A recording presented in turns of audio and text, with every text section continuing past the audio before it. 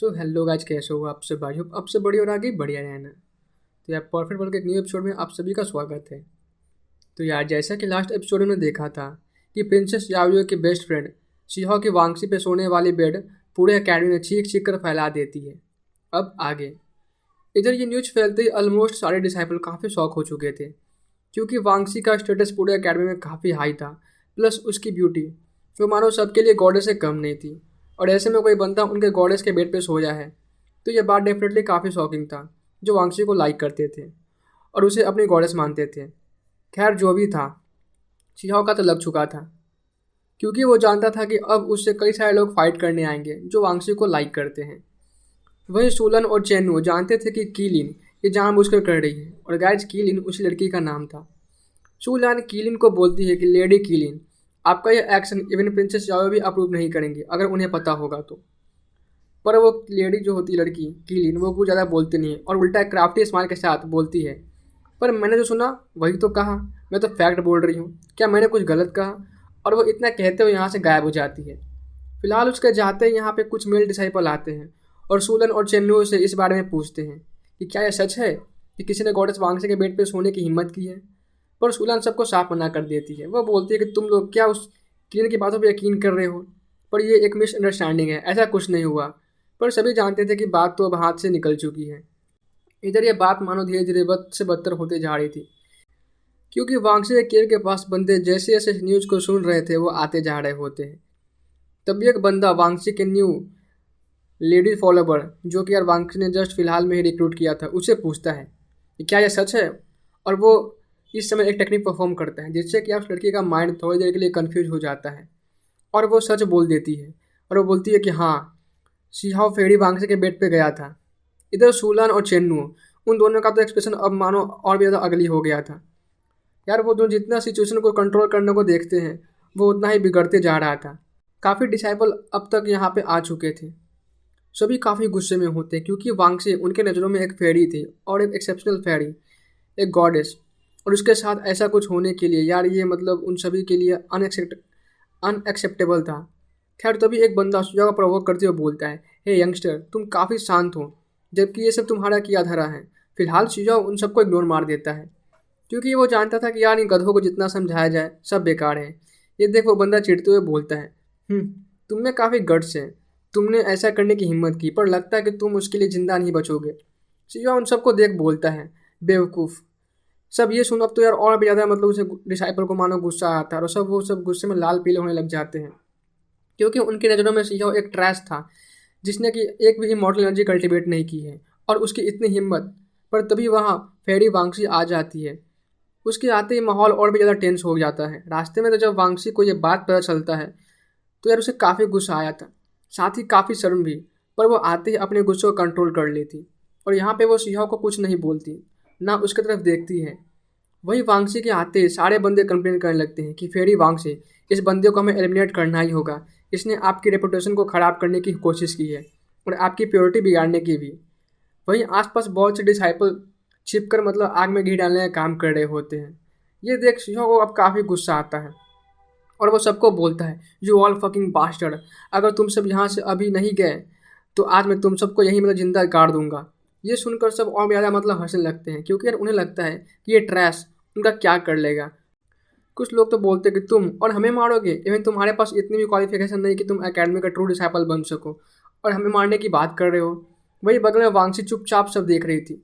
इधर सारे disciple Shiho की यार बातों पे हंस भी रहे होते हैं, और उन्हें गुस्सा भी आ रहा होता है, क्योंकि उनकी नज़रों में ऑलरेडी जो शिहो था वो एक ट्रैश है, और फिर भी वो इस तरह से बिहेव कर रहा है जैसे कि वो उन्हें जब चाहे मार सकता है, जबकि उसने एक भी इमॉर्टल एनर्जी कल्टिवेट नहीं की है। ये बात सच में किसी को हजम नहीं हो रही थी। फिलहाल वांगसी शिहो को यहाँ पे किसी को मारने से मना कर देती है, क्योंकि यह एकेडमी के रूल के खिलाफ है। कोई भी ऑफिशियल डिसाइपल एक दूसरे को मार नहीं सकता था। शिहो बोलता है, ठीक है, पर मैं एक दो को तो निपटा ही सकता हूँ, वैसे ही मैं कौन सा ऑफिशियल डिसाइपल हूँ। ये सुन इवन वांगसी भी अस्तब्ध रह जाती है, ये बंदा ये है क्या।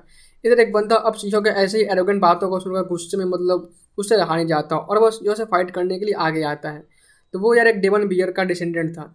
शिहो इस बियर डेमन को देख ही बोलता है, क्या मैं इसे खा सकता हूँ? ये सुन तो पहले यार वो जो बियर डेमन था एकदम से स्टंट रह जाता है, फिर उसके काफ़ी गुस्सा आता है, और वह गुस्से में शिहो को गाली देते हुए बोलता है, मैं तुम्हें आज जान से मार दूंगा। वहीं वांगसी उसे मार वहीं वांगसी उसे मना कर देती है। इसे वो नहीं खा सकता था क्योंकि यार एकेडमी का एक भी डिसाइपल जो था ऑफिशियल डिसाइपल, क्योंकि यार वो भी जो था वो एकेडमी का ऑफिशियल डिसाइपल है। सुजा भी ये सुन बोलता है क्या बोरिंग है यार। वहीं जैसे ही वो डोरेमन बियर अपना शिजाओ से मतलब अटैक करता है, शिजाओ उसे डॉज करता है, हुए शिजाओ उसे डॉज करते हुए पीछे हट जाता है, सीधा वांगसी के केव में एंटर कर जाता है। ये देख यार इवन वांगसी भी हैरान रह जाती है क्योंकि उस केव की ओनर वो खुद थी, पर शिजाओ मानो उसे कुछ फर्क नहीं पड़ रहा होता है।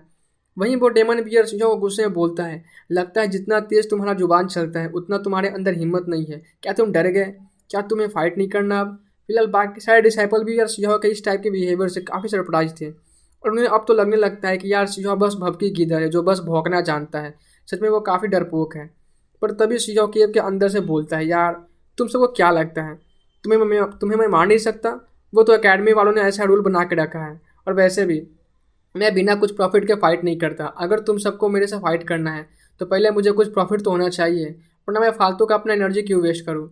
ये सुन तो वांगसी हो या फिर सारे डिसाइपल सभी स्पेशलिस्ट थे कि यार ये बंदा ये है क्या, इसे फाइट ब्रेक करने के लिए मतलब ट्रेजर चाहिए।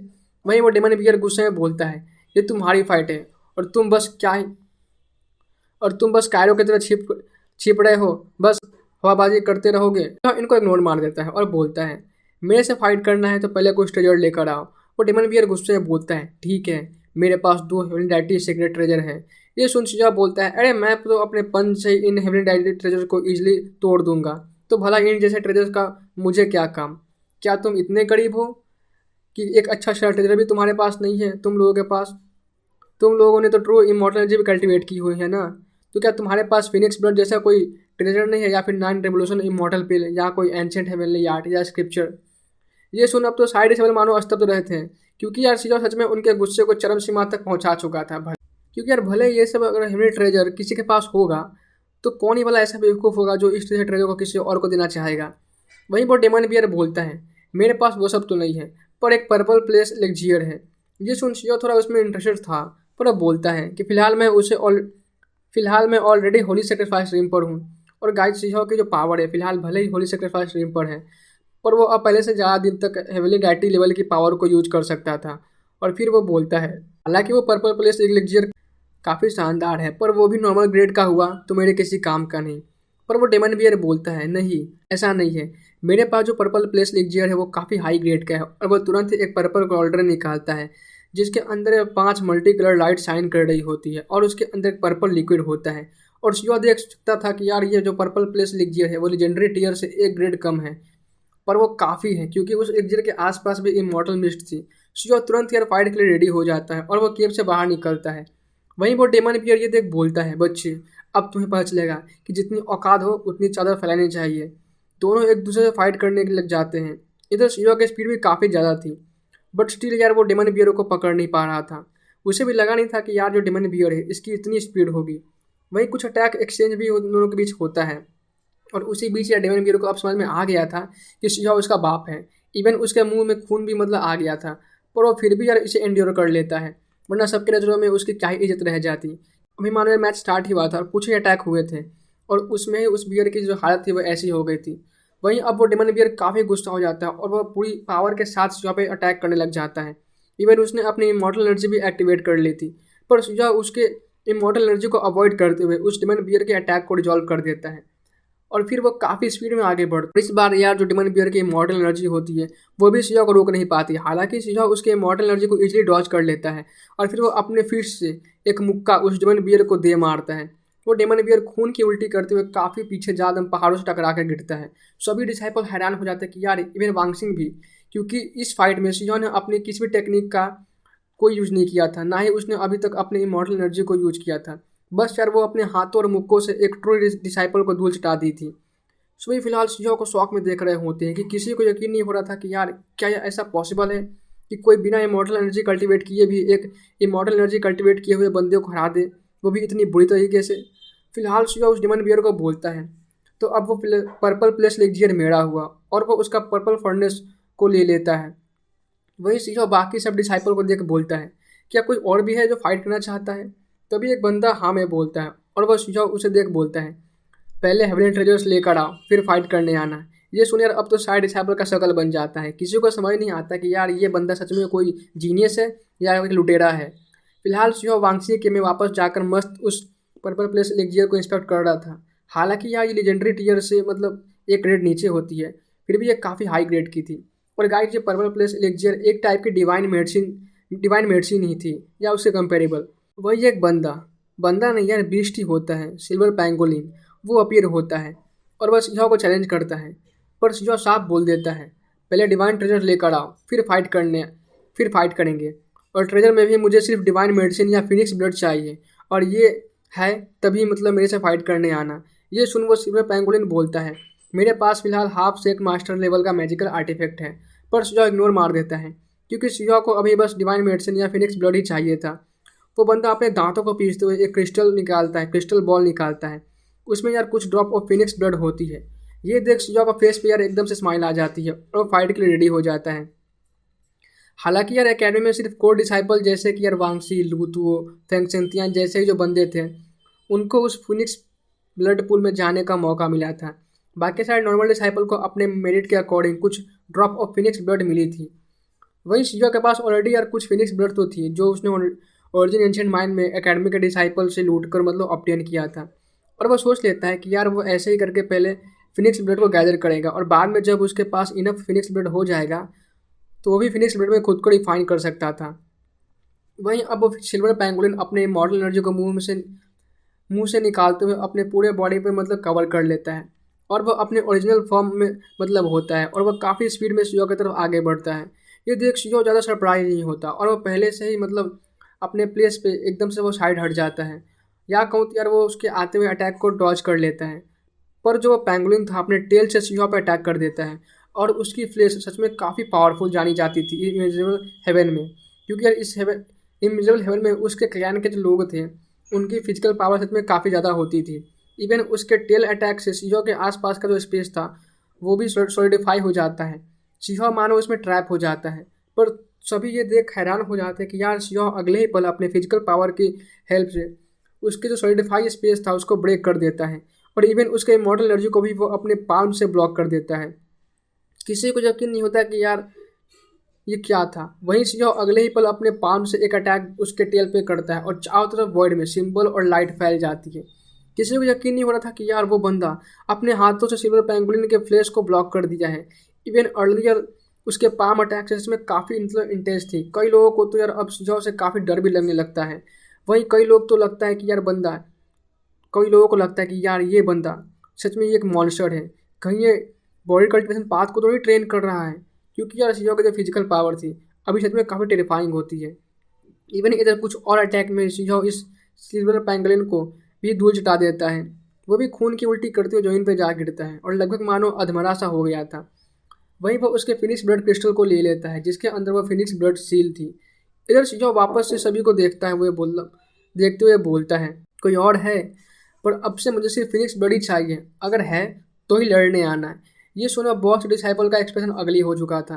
किसी को नहीं लगा था कि यार ये बंदा इस टाइप का फ्रीक होगा, क्योंकि पहले कुछ लोगों को तो लगा था कि शायद शिहो लकी था इसलिए जीत पाया था या जीत गया था, पर इस बार तो बहुत से लोगों का चेहरा ही बन गया था। पर फिर भी बहुत से लोग जो थे वो सेटिस्फाई नहीं थे और शिहो से फाइट करने जाते हैं। बदले में यार शिहो को और भी कुछ फिनिक्स ब्लड मिल जाता है और उन सबको शिहो जो था मार मार के उनका भूत बना देता है। सबसे हैरानी की बात तो ये थी कि अब तक के जितने भी सारे फाइट थे उनमें से किसी एक फाइट में भी शिहो ने एक बार भी अपनी इमॉर्टल एनर्जी को एक्टिवेट नहीं किया था, उसका यूज़ नहीं किया था। सबको बेसिकली अपने फिजिकल पावर से ही मतलब धोड़ा होता है। इस बात से और भी कुछ एरोगेंट डिसाइपल जो थे वो फिलहाल सेटिस्फाई नहीं थे। भला एक सर्वेंट जिसने कि एक इमॉर्टल एनर्जी भी कल्टिवेट नहीं की है इन जीनियस को कैसे हरा सकता है।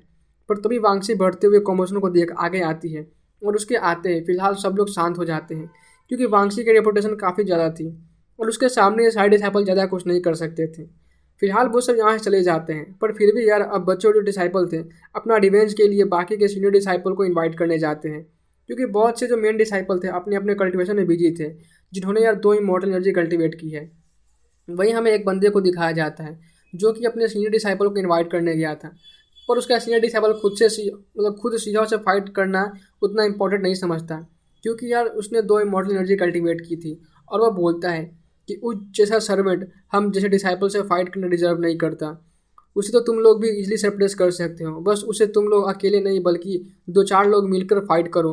एक इमोर्टल एनर्जी कल्टिवेट करने वाले बंदे भी इनफ है अगर वो सब ग्रुप में उसे फाइट करे तो। और इसी को लेकर यार अगले 2-3 दिनों में मतलब सीजॉ से बहुत से लोग फाइट करने आते हैं, पर सीजॉ सिर्फ उनसे ही मतलब फाइट करता था जिनके पास फिनिक्स ब्लड होती थी, जिसके लिए अब बाकी सारे डिसाइपल को फिनिक्स ब्लड कहीं ना कहीं से मतलब गैदर करना पड़ता था ताकि वो सीजॉ से मतलब फाइट कर सके। और वहीं उन लोगों ने यार बदले में सीजॉ से मतलब शर्त रखी थी कि अगर वो हार जाता है तो उसे सारे फिनिक्स ब्लड लौटाने होंगे और साथ ही वो पर्पल प्लेस लेक्जियर भी। सीजॉ भी मान जाता है, पर यार इन 2 दिनों में जितने भी लोग आते हैं सभी को यार सीजॉ मतलब पीट के उनका पिटारा बना दिया था। और सीजॉ को अब तक 6 से 7 जो थे फिनिक्स ब्लड क्रिस्टल ऑब्टेन उसने कर लिया था। वही सारे हारे हुए डिसाइपल का एक्सप्रेशन जो था काफ़ी ग्रेव था, उन्हें काफ़ी ज़्यादा गुस्सा आ रहा था और उन्हें समझ नहीं आ रहा था कि यार एक फॉलोवर यार वो इतना पावरफुल कैसे हो सकता है। क्योंकि जब वो अकेडमी में एंटर किए थे यार तो भले ही वांगची, प्रिंसेस याविये, लूतो, फेंग शिनटियान इन जैसे डिसाइपल ने मतलब बाकी जो एकेडमी के नॉर्मल बंदे थे उनको सप्रेस कर दिया था, पर यार वो अलग बात है क्योंकि वो तो उतने पावरफुल है और उनकी रेपुटेशन भी उस लायक है। पर क्या वो अब बांग्सी के एक सर्वेंट के भी मतलब मुकाबला नहीं कर पा रहे हैं? ये उनके लिए सच में काफ़ी ज़्यादा मतलब ट्रेमेंडस मेंटल ब्लो था और काफ़ी शर्म की बात थी। वहीं इधर सीजॉ भी अब तक यार करीबन 10 से ज़्यादा मतलब उसके पास फिनिक्स ब्लड क्रिस्टल ऑब्टेन मतलब आ गई थी।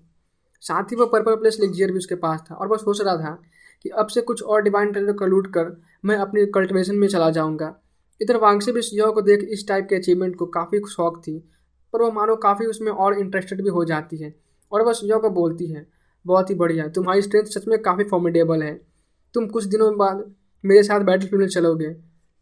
वहीं इधर सुलन और चेन्नू इन दोनों का तो मानो फेस देखने लायक था, क्योंकि ना सिर्फ सीजॉ जब से यहाँ पे आया था उसने अपने मतलब मन की कर रहा था और वो बड़े आराम से जब मन करता वांगसे के में मज़े से जाकर कल्टीवेट करता। इवन वो दोनों भी अपने अपने डिवाइन क्लिप में जाकर कल्टीवेट करते थे, पर सीजॉ का तो मानो इससे कोई फ़र्क ही नहीं पड़ता। वहीं सीजॉ बैटलफील्ड का नाम सुन उसमें ज़्यादा कुछ इंटरेस्ट नहीं दिखाता, पर तभी वो एकदम से पूछता है, क्या हम इमॉर्टल बैटलफील्ड में जाने वाले हैं? क्योंकि यार उस बैटलफील्ड में लूतो, फेंग शिनटियान ये सभी आएंगे अपने फॉलोवर्स के साथ। और सीजॉ सोच रहा था कि यार क्या वो वांगसी के साथ जाकर उन सबको ख़त्म कर दे या नहीं। इधर इमॉर्टल बैटलफील्ड एक प्लेस है जहाँ पे यार पास्ट में कई सारे ट्रू इमॉर्टल फाइट किए थे और उनके रिमेन्स वहाँ दफन हैं। इवन उनके ट्रेजर्स और आर्टिफैक्ट भी। पर यार वहाँ पे कई सारे रेयर बीस्ट भी हैं जो कि मानो हमारे वर्ल्ड से बिलोंग नहीं करते और वो उस प्लेस पे काफ़ी डेंजर मतलब है। वहाँ अपॉर्चुनिटी तो है पर साथ ही साथ काफ़ी ज़्यादा खतरा भी है, वो प्लेस इतना सेफ नहीं है। और इवन कई प्लेस वहाँ पे ऐसे हैं जहाँ की वॉइड में मतलब रिफ्ट है और उस वॉइड रिफ्ट में शायद जो रिफ्ट है वो हमें दूसरे वर्ल्ड से कनेक्ट करती है, पर ऐसा फिलहाल कोई जो था वो सबूत किसी को मिला नहीं है, क्योंकि पास्ट में कई सारे जीनियस ने उस वॉइड रिफ्ट को ब्लास्ट करके देखा था बट उन्हें कुछ नहीं ऐसा मिला। पर फिर भी वो प्लेस काफ़ी डेंजरस है। सीजॉ जो होता है यार ये सुन बोलता है, अच्छा ऐसी बात है, क्योंकि यार ये सब बातें जो थी फिलहाल बांग्सी सीजॉ को बता रही होती है। गाइस जो इमॉर्टल बैटलफील्ड थी वो एक तरह का यार मतलब जो था आने वाला मतलब कोई बैटल कंपटीशन होने वाला है किसी दूसरे एंशिएंट लैंड में जो कि एकेडमी वाले करवाने वाले हैं। सीजॉ भी इसमें काफ़ी इंटरेस्टेड था क्योंकि यार वो यहाँ पे आया ही था इसके लिए कि वो पावरफुल बन सके, तो इस टाइप की अपॉर्चुनिटी को वो कैसे मिस कर सकता था। वही सीजॉ बोलता है कि क्या तुम्हारे पास इमॉर्टल दाव स्क्रिप्चर या कल्टिवेशन मैनुअल है, क्योंकि सीजॉ जानता था कि इसके पास डेफिनेटली होगा। एकेडमी वाले यार इन जैसे डिसाइपल को जरूरी मतलब अच्छे रिसोर्स दिए होंगे कल्टिवेशन के लिए। वही वांगची सीजॉ के फोरहेड पे उस डायमंड बैंड को देख सोचती है कि भले ही ये बंदा कितना भी पावरफुल हो पर है तो मेरा फॉलोवर है, मेरा कुछ बिगाड़ नहीं सकता। वांगची एक फेंट स्माइल के साथ बोलती है, फिलहाल तो ट्रू इमॉर्टल स्क्रिप्चर किसी भी डिसाइपल को अभी तक नहीं मिला है, क्योंकि उसके लिए हमें मिशन कंप्लीट करना होगा जो अकेडमी वाले इशू करते हैं और मेरिट बनाना होगा, तब जाकर हमें ट्रू इमॉर्टल दाव स्क्रिप्चर मिल सकता है। और इसलिए हम इमॉर्टल बैटलफील्ड जाकर मिशन कंप्लीट करेंगे। पर मेरे पास कुछ फिलहाल बोन टेक्स्ट और दाव स्क्रिप्चर है। ये ट्रू इमॉर्टल दाव स्क्रिप्चर तो नहीं है, पर इसमें कई सारे ग्रेट एल्डर द्वारा मतलब उन ट्रू दाव इमॉर्टल स्क्रिप्चर को ट्रांसलेट कर उनके कुछ इंसाइट रिकॉर्डेड है। फिलहाल वांगची ये सब सीजॉ को दे देती है। वही सीजॉ वांगची को ये भी बोलता है कि अगर ऐसी बात है तो मैं तुम्हारी हेल्प कर सकता हूँ तुम्हारे दुश्मनों को ख़त्म करने में और मिशन पूरा करने में। इसके बदले उस ट्रू इमॉर्टल दाव स्क्रिप्चर को पढ़ने का मौका मुझे भी मिलना चाहिए। वांगची मना नहीं करती। वहीं सीजॉ भी जानता था कि यार उस बैटलफील्ड में उसे डेफिनेटली विंड क्लैन का फेंग शिनटियान, लूतो ये सब मिलेंगे ही, तो उन्हें सीजो निपटा भी दे तो उसके लिए ये अच्छा ही था। इवन उसने अपने पुराने दुश्मनों जैसे यार 10 क्राउन किंग निंग चुआन भी मतलब वहाँ मिल सकते हैं। इधर अब सीजो उन हाफ इमॉर्टल स्क्रिप्चर को एक एक कर पढ़ना लगता है। एक में यार प्राइमोर्डियल स्पिरिट को ट्रेन करने के मेथड के बारे में मतलब लिखा हुआ था, तो दूसरे में एक न्यू टेक्निक को क्रिएट करने की काफ़ी सारे कल्टिवेशन मेथड के बारे में यहाँ लिखा होता है। वहीं उसी इन रिकॉर्ड में मतलब सीजो का पता चलता है कि पास्ट में कुछ ऐसे भी एक्सपर्ट थे जो कि बिल्कुल उसी की तरह ही एक न्यू कल्टिवेशन मेथड को इस्टेब्लिश करना चाहते थे, ताकि उस पर चल के वो दूसरे वर्ल्ड के एनिमी को ख़त्म कर सके। और अब बोलता है कि क्या मैं भी ऐसा कर पाऊँगा। ये सुन वांगसी काफ़ी सरप्राइज लुक देते हुए बोलती है, क्या तुम भी ये करना चाहते हो। एक्चुअली में यार वो बताती है कि एकेडमी ने ऑलरेडी एक नोटिस जारी कर दिया है कि जो भी डिसाइपल ऐसा कर लेगा और एक न्यू कल्टिवेशन सिस्टम को इस्टेब्लिश करेगा तो उसे एकेडमी की तरफ से काफ़ी सारे ग्रेट रिवॉर्ड मिलेंगे। सुझाव ये सुन काफ़ी एक्साइटेड होते हुए बोलता है, कैसा रिवॉर्ड। वांगसी उसे बताती है कि ना सिर्फ तुम्हारे लिए पूरी एकेडमी की लाइब्रेरी खुल जाएगी जहाँ पे तुम सारे इमोर्टल दाव स्क्रिप्चर को पढ़ सकते हो। इवन एकेडमी उस जीनियस को अपने पूरे बेस्ट रिसोर्स के साथ ग्रूम करेगी, जैसे कि true immortal, Phoenix blood pool, divine medicine और भी सारे हेवनली ट्रेजर्स। जो सुन जो सच में काफ़ी एक्साइटेड हो जाता है। वहीं उधर वांगसी इसी के बाद अपना मुंह लटका लेती है और रिग्रेट में बोलती है, अगर ह्यूमैनिटी ऐसा मतलब जल्दी नहीं कर पाई तो जल्दी सब मारे जाएंगे, क्योंकि फॉरेन एक क्रिएचर ऑलरेडी हमारी कल्टिवेशन मेथड को समझ चुके हैं और वो सब कॉपी भी कर सकते हैं। तो हमारा ऐसा न्यू कल्टिवेशन सिस्टम डेवलप करना ही होगा जो पास्ट और प्रेजेंट दोनों को ओवरवेलम कर दे और सरपास कर दे, तब जाकर शायद हम लोगों के पास जीतने की एक उम्मीद भी होगी। वही सीजो भी यार उन फॉरेन क्रिएचर को नाम सुनकर मतलब उसे अब पुरानी बातें याद आने लग जाती हैं। विलो गॉड द्वारा दिखाया हुआ फ्यूचर जहाँ पे कि वो अकेला था, उसके साथ कोई भी नहीं था। पर सीजो तुरंत यार अपना ध्यान जो था वहाँ से हटाकर उन बॉन्ड टेक्स्ट में मतलब जो बुक्स जो होता है उसमें लगा देता है और अपना ध्यान वहाँ से मतलब हटा देता है। वही सीजो को एक बोन बुक में यार मतलब अनमैच ब्लड और डिवाइन मेडिसिन और ट्रेजर्स को मिलाकर खुद के बॉडी और फ्लेश को मतलब रिफाइन करने का मेथड मिल जाता है और उसके बारे में डिस्कस किया हुआ था। उसे पढ़कर सीजो के फेस पे एक स्माइल आ जाती है, क्योंकि वो इसे एज ए रेफरेंस यूज कर सकता था अपने फिनिक्स ब्लड पूल के लिए। पर वो सोचता है कि यार मेरे पास अभी इनफ फिनिक्स ब्लड नहीं है। पर तभी बाहर कुछ शोर मतलब हो रही थी और कुछ डिसाइपल फिर से मतलब सीजो को फाइट के लिए चैलेंज करते हैं। सीजो तो यार सबको मतलब हंसते हुए वेलकम करते हैं, क्योंकि ये तो उसके लिए और बढ़िया ही था जो उसके दरवाजे पे मतलब मानो सब फिनिक्स ब्लड लेकर आए जा रहे थे। इसी बीच कई सारे डिसाइपल अब काफ़ी गुस्सा हो जाते हैं, क्योंकि सीजो सबको पेल चुका था और अब उनमें से कुछ डिसाइपल अपने लेजेंड कल्टिवेशन वाले बंदों को इनवाइट करते हैं। एक बंदा आता है जिसने कि 2 इमॉर्टल एनर्जी कल्टिवेट की थी, पर वो भी सीजो से मतलब पिट जाता है और उसके बाद अब तो कोई जो बंदा था वो सीजो को चैलेंज नहीं करता। वही वांगसी और भी ज़्यादा हैरान थी, क्योंकि यार सीजो ने जब उस बिना इमॉर्टल एनर्जी की हेल्प से क्योंकि यार सीजो ने मतलब उस बंदे को बिना ही अपनी इमॉर्टल एनर्जी की हेल्प से हरा दिया था, वो भी इतना ईजिली। उसे यकीन नहीं हो रहा था। वहीं अब तक सीजो के पास करीबन 14 फिनिक्स क्रिस्टल हो चुके थे। सीजो सोच रहा होता है कि यार वो कब किंगी, काविन सैंग, लिटिल रैबिट इन सब से मिलने जाए। पर वो फिर सोचता है कि यार अभी उसका खुद का जो था वो आइडेंटिटी रिवील करना सही नहीं होगा, क्योंकि वो जल्दी लूत वो फैंगसेंतियान इन सब से भिड़ने वाला है, तो फालतू में उसके जो दोस्त हैं वो प्रॉब्लम में आ सकते हैं। वहीं इस बीच वांगसी जो थी वो सीजो को और 6 फिनिक्स ब्लड क्रिस्टल देती है, वो जो उसके पास बचे हुए थे। ये देख तो सीजो भी यार काफ़ी सरप्राइज हो जाता है, क्योंकि इसके क्लैन वालों ने यार सीजो को काफ़ी मतलब सीजो को ज़बरदस्ती जो था वो स्लेव बैंड पहना दिया था। सीजो को लगा नहीं था कि यार वांगसी इतना जनरस होगी। तभी सीजो बोलता है, तुम भूल जाओ मैं तुम्हारे फैमिली का मेम्बर भी बनने वाला हूँ या बन सकता हूँ। अगर ज़्यादा हुआ तो मैं तुम्हें अपना वाइफ बना सकता हूँ। ये सुनते ही अभी अभी जस्ट सुलन और चेन्नुओ जो कि केब में आए थे, क्योंकि वांगसी ने उन्हें बुलाया था उन दोनों को। और यार उन दोनों को तो यकीन नहीं होता कि यार वो क्या सुन रहे हैं। उनका एक्सप्रेशन काफ़ी फनी और स्पीचलेस था। वहीं वांगसी भी काफ़ी स्टंट हो जाती है शिवा के यार ऐसे रिप्लाई से, और बस यहाँ को एक कोड लुक देती है। एक्चुअली में वांगसी यार सुलान और चेन्नुओ को कई सारे मतलब मेडिसिनल हर्ब लाने को बोला था, क्योंकि वो शिवा के कल्टिवेशन में हेल्प करने वाली थी, ताकि शिवा उस इमॉर्टल बैटलफील्ड में उसे जीत दिला सके और उसके दुश्मनों को मार सके, ताकि वो किसी भी तरह अपने बैटल अकम्प्लिशमेंट को पूरा कर सके और उसे इमॉर्टल द स्क्रिप्चर मिल सके। और उसके लिए यार वो कुछ भी कर सकती थी। वांगसी जानती थी कि यार इमॉर्टल बैटलफील्ड काफ़ी मतलब वहाँ पे जो कंपटीशन है वो फियर्स होने वाली है, तो वो अपने साइड से मतलब फुल टू प्रिपेयर कर रही थी। करीबन 10 दिनों बाद केव के डेप्थ से काफ़ी सारी जो लाइट होती है वो शाइन करती है। शिवा वही केव से बाहर निकलता है और जो उसकी कल्टिवेशन थी वो पूरी हो गई थी। इधर इस बार गाय जो अपना शिवा था सेकंड जो उसकी इमॉर्टल एनर्जी थी उसको लगभग वो सेकंड दाव फ्लावर में कंडेंस कर चुका था। ऑलमोस्ट वो कंप्लीट हो ही चुका था, पर इस पर कोई क्रिएचर अपीयर नहीं हुआ था। जैसे कि यार फर्स्ट उसके जो मतलब दाव फ्लावर पे जो था, बट स्टिल शिवा फील कर सकता था कि जो उसकी पावर है पहले से काफ़ी टाइम ज़्यादा बढ़ गई है। हालांकि यार शिवा फिर सोचता है यार वैसे भी जो वो क्रिएचर था कुछ करता तो है नहीं, बस बैठा ही रहता है और ना मैं उसे अभी कंट्रोल कर सकता हूँ। और हो सकता है कि मेरा जो दाव फ्लावर है, जो सेकंड दाव फ्लावर, वो भी एक क्रिएचर प्रोड्यूस कर सके या कर पाए, बट शायद अभी वो टाइम नहीं आया है।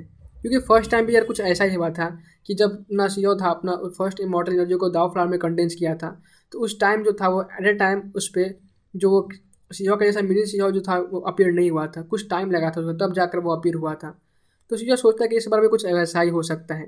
खैर जो भी था, सीओ ज़्यादा उसके बारे में अभी सोचता नहीं है।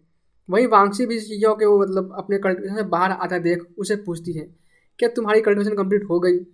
वहीं जो यार अपना सीओ था वो वांगसी से पूछता है तो कब चलना है हमें इमॉर्टल बैटलफील्ड में।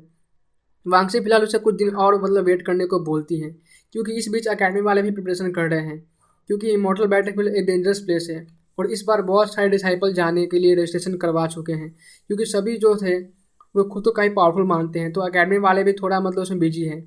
तो सीओ बोलता है क्या उन्हें डर नहीं है कि वो मारे जाएंगे वहाँ पे या मारे जा सकते हैं। वहीं इधर वांगची जो थी वो सीओ को अपना कल्टिवेशन पहले से मतलब जो था वो स्टेबल करने को बोलती है, क्योंकि वो जस्ट अभी अभी कल्टिवेशन से आया था। सीओ बोलता है यार मेरे से बैठ कर ये सब करना मतलब ना हो पाया, काफ़ी बोरिंग सा काम है, और वैसे ही मुझे अपनी पावर को कॉन्सोलिडेट करने के लिए ये एक अच्छा मौका है कि मैं बाकी सारे डिसाइपल है उससे एक फ्रेंडली मैच करूँ और अपने पावर को टेस्ट करूँ। पर वांगसी या सीओ के मुंह से फ्रेंडली मैच को नाम सुनकर वो उसे लुक देती है, क्योंकि वो जानती थी कि सीओ कैसा बंदा है। वहीं अब सीन शिफ्ट होता है और हमें यार सूलन और चेन्नू को दिखाया जाता है, जो कि सीओ के एटीट्यूड से काफ़ी परेशान थे, साथ ही उसकी हरकतों से। अभी के लिए गाय जो सीओ होता है वो सूलन से डिवाइन मेडिसिनल गार्डन के बारे में पूछ रहा होता है। ये सुनते हुए सूलन थोड़ा सा मतलब चौंकते हुए बोलती है तुम्हें ये क्यों जानना है। सीओ एक इनोसेंट सा शक्ल बनाते हुए बोलता है अरे अरे कुछ नहीं, मैं तो बस थोड़ा सा घूमना चाहता था और अपने एक्सपीरियंस को बढ़ाना चाहता था। पर यार उन दोनों को अच्छे से पता था कि ये बंदा एकेडमी के मेडिसिनल गार्डन से मेडिसिन चुराने को देख रहा है। वो दोनों काफ़ी स्तब्ध थे। फिलहाल सूलन और चेन्नू जानते थे कि यार ये बंदा जहाँ भी जाता है कांड पे कांड करता है, और ये सच में काफ़ी धूर्त है। दिखाता तो ऐसा है कि जैसे ये काफ़ी इनोसेंट है, पर अंदर से उतना ही बड़ा कमीना है और लालच भी है इसके पास। क्योंकि यार उसी के बाद जो सीओ था वो उन दोनों से पूछता है कि खैर मैं तो मजाक कर रहा था, वैसे ये सब बातें जो है हटाओ। मैं सोच रहा था कि मैं सबसे फ्रेंडली मैच करूं और कुछ पॉइंटर्स एक्सचेंज करूं। ये सुन वो दोनों एक साथ सरप्राइज होते हुए बोलते हैं तुम अब पॉइंटर एक्सचेंज करने की बात कर रहे हो, मतलब गाइस एक दूसरे से फाइट में सीखना सिखाना है ऐसा वाला कुछ। वहीं उन्हें लगता है कि शायद ये बंदा उतना ही बदमाश नहीं है, पर अगली ही बात दोनों के उम्मीद पे पानी फेर देती है, क्योंकि सीधा बोलता है एक काम करो, तुम दोनों एक लिस्ट प्रिपेयर करो जिसमें ऐसे डिसाइपल हो जो मेरे से फाइट करना चाहते हो, पर सबके पास फिनिक्स ब्लड होनी चाहिए। ये सुन तो यार दोनों जो थे मन में बोलते हैं एज एक्सपेक्टेड, ये बंदा कभी नहीं सुधरने वाला। वो दोनों सियाओं को साफ मना कर देते हैं उसकी हेल्प के लिए। वो बोलते हैं तुम्हारी फ्रेंडली मैच तुम जानो, हमें इसे मत घसीटो। ये सुन सियाओ बोलता है नहीं ऐसे कैसे, तुम सबको ये करना होगा।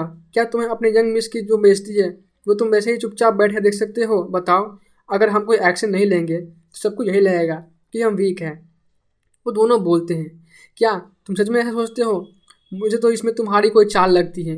ये सुन शियो काफ़ी इनोसेंट लुक देते हुए बोलता है तुम लोग मुझे गलत समझ रहे हो, ऐसा कुछ नहीं है।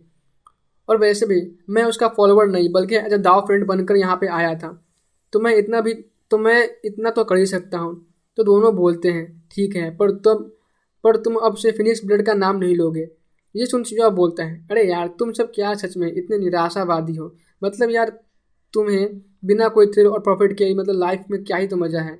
और यार लाइफ तो वो है जहाँ पे हर वक्त एक्शन एडवेंचर और अननोन सिचुएशन हो, पर और लाइफ में अगर कोई एक गोल नहीं होगा तो तुम सब कैसे लाइफ में आगे बढ़ोगे। यहाँ पे यार जो अपना शिवा था इन दोनों को मस्त एकदम सा मतलब लेक्चर दे रहा होता है। वही शिवा फिर ये टॉपिक चेंज करते हुए बोलता है अच्छा चलो ठीक है, इस फ्रेंडली मैच को फिलहाल साइड रखते हैं, पर उस लड़की का क्या नाम था जिसने मेरी इज्जत बदनाम की थी? हाँ कीलिन। यही था ना उसका नाम। उसको तो मैं पक्का सबक सिखा के रहूँगा। उसी के कारण ये सब हुआ है। ये सारे फसाद की जड़ वही है। ये सुन सूलन और चेन्नू दोनों काफ़ी घबरा जाते हैं, क्योंकि यार जो किलिन थी वो प्रिंसेस याओयो की बेस्ट फ्रेंड है, और याओयो भी यार 3 इमॉर्टल एनर्जी कल्टिवेट की थी। तो किलिन को कुछ हुआ तो याओयो ऐसे चुप तो नहीं बैठेगी, और डेफिनेटली वो वांगसी के लिए प्रॉब्लम क्रिएट कर सकती है। पर शिजा उन दोनों के समझाने पर भी नहीं मानता, और उन्हें किलिन के केव का रास्ता दिखाने को बोलता है, ये बोलकर कि वो वांगसी की हेल्प कर रहा है उसके दुश्मनों के साइड की पावर को टेस्ट कर, ताकि जो वो वांगसी है ताकि वो वांगसी की हेल्प कर सके। ये सुन फिलहाल वो दोनों जो थे वो शिजा की बातों पर यकीन नहीं होता उन्हें, और बिल्कुल नहीं करते। पर वांगसी के लिए वो फिलहाल मतलब शिजा की बातों को मान जाते हैं। इधर अब शिजा होता है एक डिवाइन क्लिफ के पास आ जाता है, और वहाँ एक केव होती है। उसमें कीलिन फिलहाल अपने कल्टिवेशन में मतलब थी। शिजा यहाँ पे आते ही सुलन और चेन्नुओं को बोलता है ऑर्डर देते हुए, जाओ जाकर उस कीलिन को बोलो कि हम उसे हिसाब बराबर करने आए हैं। पर दोनों इस बात से डिसएग्री करते हुए पीछे हट जाते हैं, क्योंकि वो फालतू में वांगसी के लिए और प्रॉब्लम नहीं क्रिएट करना चाहते थे। और बस यहाँ गुस्से में बोलते हैं कि ये तो तुम्हारा मैटर है, तुम ही तो उसे सबक सिखाना चाहते थे, तो इसमें हमें तुम मत घसीटो। और वो दोनों वहाँ से चले जाते हैं। एक्चुअली में वो जाते नहीं है, वहीं यहीं पे मतलब छिप कर सब देख रहे होते हैं। वहीं इधर अब सुझाव जोर से मतलब कीलिंग को केव से बाहर बुलाता है। जब कीलिंग अपने केव से बाहर आती है तो वह सिंह को देख काफ़ी शौक थी, और वह केयरफुल हो जाती है, क्योंकि यार उसने सुन रखा था कि सिंह कैसा फ्रीक बंदा है। अब तो सिंह से खुद को वो गार्ड करने लगती है, क्योंकि वो जानते थे कि यह बंदा कुछ एक्सट्रीमली फ्रीक है, कुछ भी कर सकता है। वही सिंह जो था वो कीलिंग को देख एक क्राफ्टी स्माइल के साथ बोलता है, यंग मिस कीलिंग, क्या आप मुझे अपने केव में एक कप चाय के लिए नहीं इन्वाइट करेंगी? ये सुन कीलिंग एकदम से उसका शकल दम बन जाता है, और वो काफ़ी केयरफुल हो जाती है, और वह बोलती है, तुम्हारे साथ? तुम्हारे कहने का क्या मतलब? तुम्हारा इंटेंशन क्या है? शिवा बोलता है, ज़्यादा कुछ नहीं, बस आपके साथ कुछ दाव डिस्कस करना चाहता हूँ। ये सुन जो किलिन एकदम से मतलब हड़बड़ाती हुए बोलती है, नहीं नहीं, मैं तुम्हें अपने केम इन्वाइट नहीं कर सकती, इतनी मेरी हिम्मत नहीं। वैसे भी तुम्हारी रेपुटेशन वो तो काफ़ी ख़राब है, खासकर लड़कियों में। ऐसा मैं बिल्कुल नहीं कर सकती, जो ही बोलना है यही बोलो। ये सुन शिवा बोलता है, अच्छा, पर मेरी जो रेपुटेशन है वो इतना बढ़ गई है, ये सब आप ही की कृपा से हुआ है। अगर तुम मुझे अपने केव में इनवाइट नहीं करोगी तो मैं खुद तुम्हारे केव को लूट लूँगा, आई मीन एंट्री कर लूँगा। ये सुन किलिन काफ़ी शौक में बोलती है, क्या तुम तुम मुझे यहाँ सबक सिखाने आए हो और मेरे ट्रेजर को लूटना चाहते हो? भूलो मत, तुम बस एक सर्वेंट हो वांगसी के, ना कोई ऑफिशियल डिसाइपल। तुम्हारी इतनी क्वालिफिकेशन नहीं कि तुम मेरे से फाइट करो। ये सुन शिवा बोलता है, अगर कोई अनऑफिशियल बंदा तुम्हें हरा दे तो तुम्हारी क्या क्वालिफिकेशन है इस एकेडमी के डिसाइपल बनने की और यहाँ के रिसोर्स को यूज करने की? इससे तो अच्छा है कि तुम जल्दी से मुझे वो केव गिफ्ट कर दो। और यार वो बोलता है, अब बहुत हो गई बातें। और सिंह अपनी उंगलियों को मूव करता है और आसमान में कई सारी लाइटनिंग स्पीयर अपीयर होती है, और मानो वो एक डोमेन सा बन गया था लाइटनिंग स्पीयर का। और सिंह अपने हाथ के इशारे से एक एक कर सारी लाइटनिंग स्पीयर की जो था वो किलिंग की तरफ अटैक कर देता है। इवन किलिंग भी काफ़ी हैरान हो जाती है, क्योंकि उसने ऑलरेडी अपना इमॉर्टल एनर्जी भी मतलब एक्टिवेट कर लिया था, बट स्टिल उसके लिए एक साथ इतने सारे लाइटनिंग स्पीयर को संभालना मुश्किल हो रहा था। वो डिसएडवांटेज में जाने लगती है, इवन वो इंजर्ड भी हो जाती है, क्योंकि यार किलियन काफ़ी जो शौक हो जाए, क्योंकि यार इस बंदे का नॉर्मल अटैक इस लेवल का पावरफुल है। और वो सोचती है कि अगर इसने इमॉर्टल एनर्जी कल्टिवेट की होती फिर तो मैं इसे सामने खड़े होने के लायक भी नहीं थी। पर यार इन्हें पता नहीं कि जो ऑलरेडी 3 इमॉर्टल एनर्जी कल्टिवेट कर चुका है, और इवन उसमें से तो यार 2 को उसने दाव फ्लावर में कंडेंस भी कर लिया है। यार जब इन सबको जो की सच्चाई पता चलेगी तो फिर इनका शक्ल तो देखने लायक होगा। इधर किलियन अपने इमॉर्टल एनर्जी से खुद को सपोर्ट करती है, बट फिर भी वो सिंह के मतलब लाइटनिंग स्पीयर की बरसात से खुद को प्रोटेक्ट नहीं कर पाती, और वह खून की उल्टी करते हुए काफ़ी पीछे जा गिरती है। वहीं जब सिंह डायरेक्ट उसके केव में जाकर साइड ट्रेजर्स को लूट लेता है, वहीं वो उसके माउंट बीस्ट को ही मतलब पका के खाने लग जाता है, और इवन वो सूलन और चेन्नू को भी इन्वाइट करता है रोस्टेड मीट खाने के लिए। वही सूलन और चेन्नू वो तो कब का मानो यार एकदम भौचक्के होकर सिंह को देख रहे थे, और वो काफ़ी शौक थे, क्योंकि सिंह की पावर पहले से और ज़्यादा बढ़ गई थी। इधर फिलहाल जो किलिन थी वो एकदम से मतलब गुस्से में लाल पीला होते हुए सिंह को बोलती है, तो तुम जानते हो तुमने किसे हाथ लगाया है? मैं प्रिंसेस याओयो की बेस्ट फ्रेंड हूँ, सबसे खास दोस्त हूँ, और तुम्हें वो छोड़ेगी नहीं। ये सुन सिंह बोलता है, अरे हाँ बिल्कुल बिल्कुल, वांगसी भी यही चाहती है, वो भी याओयो से फाइट करना चाहती है, तो उसे जाकर तुम बोलना ये सब। इधर ये सुनते ही जो सूलन होती है वो काफ़ी हड़बड़ाती हुए गुस्से में बोलती है, ये तुम क्या बकवास कर रहे हो? मेरी यंग मिस कभी भी ऐसा नहीं चाहती है, ना कभी से चाहेगी, तुम बस कुछ ही बोले जा रहे हो। शिवा बोलता है, अरे तुम लोग अभी काफ़ी मेच्योर हो, तुम्हारी यंग मिस खुद ऐसा नहीं कर सकती किलियन के साथ, और उसे सबक नहीं सिखा सकती, क्योंकि उसकी जो मतलब स्टेटस है वो काफ़ी हाई है। तो इसलिए ये काम मुझे करना पड़ा है। उसने मतलब उसका इंटेंशन वही है और वांगसी भी यही चाहती है। ये सुन जो सुलान जो होती है बोलती है, क्या सच में? शिजो एक क्राफ्टी स्माइल के साथ बोलता है, हाँ हाँ बिल्कुल, उनका बैटल बहुत जल्द होने वाला है प्रिंसेस यावियो के साथ, पर वो यहाँ नहीं होगा, इमॉर्टल बैटलफील्ड में होगा। पता नहीं, पर यार जो सूलो थी मतलब सुलान जो होती है, उसको ऐसा लगता है कि जैसे शिजा उसे मैनिपुलेट कर रहा है, क्योंकि उसे कुछ गड़बड़ लगती है। पर एक बात ये भी थी कि यार सुलन और चेन्नू वो भी मतलब किलन को ऐसा देख उन्हें थोड़ा सुकून मिलता है, क्योंकि ये सब इसी ने ही किया था। ये जो बखेड़ा जो फिलहाल खड़ा हुआ था, फिलहाल जो शिजा होता है वो किलन के पास से उसकी फिनिक्स क्रिस्टल को ले लेता है। ये देख जो किलन बोलती है, मेरा फिनिक्स क्रिस्टल, बट शिजा कुछ सुनता नहीं है। और गाइस किलिन जो थी वो उसने एक इमॉर्टल एनर्जी कल्टिवेट की थी, इसलिए वो तो शिजा का बिल्कुल भी ऑपोनेंट नहीं थी। वहीं इधर शिजा जो था वो किलिन के बॉडी को ऐसे ऐसे टच करता है। यार क्या ही बोलो गैस, ऑब्वियस बात है, आपको पता है गैस अपना शिजा कितना बड़ा ठरकी है। खैर यार ऑब्वियस यार इतना भी, बट यार इतना भी नहीं यार, ऑब्वियस बात है। जो शिजा था जिसको अगर वो मतलब शिजा को जो प्रोवोक करता है, शिजा उसे ऐसा कुछ करता है। वरना शिजा वैसे भी काफ़ी जेंटलमैन है यार, मतलब अगर देखा जाए तो। खैर किलिन जो थी वो काफ़ी गुस्से में बोलती है, तुम परवर्ट कहीं के, बस बस तुम देखो प्रिंसेस चावे तुम सबको कैसे डील करती है तुम सबसे। तो खैर गाइस आज के लिए इतना ही, मिलते हैं नेक्स्ट वीडियो में, तब तक के लिए take care and good bye.